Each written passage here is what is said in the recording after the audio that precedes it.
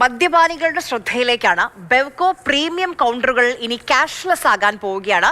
മദ്യം വാങ്ങാൻ UPI അല്ലെങ്കിൽ കാർഡ് വിനിമയം മാത്രമെന്ന ബെവ്കോ MD ഉത്തരവ് പുറത്തിറക്കിയിരിക്കുകയാണ്.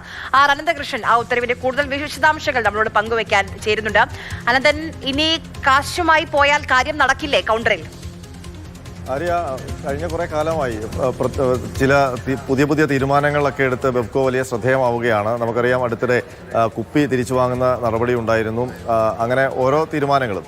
അപ്പോൾ അതിന് പുറമെയാണ് ഇപ്പോൾ ക്യാഷ്ലെസ് കൗണ്ടറുകൾ ബെവ്കോയിൽ ആരംഭിക്കുന്നത്. അതായത് ബെവ്കോയുടെ നിലവിലുള്ള പ്രീമിയം ഔട്ട്ലെറ്റുകളിലാണ് ക്യാഷ്ലെസ് കൗണ്ടറുകളാക്കി മാറ്റാൻ തീരുമാനിച്ചിരിക്കുന്നത്. ബെവ്കോ MD ഹർഷിത വട്ടലൂരി ഇത് സംബന്ധിച്ചുള്ള ഉത്തരവ് ഇന്നാണ് പുറത്തിറക്കിയിരിക്കുന്നത്.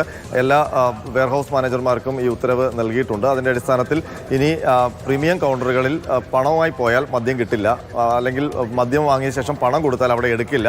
പകരം ഡിജിറ്റൽ പേയ്മെൻറ്റ് മാത്രം, അതായത് ഒന്നി കാർഡ് അതല്ലെങ്കിൽ UPI പേയ്മെൻറ്റ്, ഇങ്ങനെ രണ്ട് രീതിയിൽ മാത്രമേ ഇനി പേയ്മെൻറ്റ് എടുക്കുകയുള്ളൂ.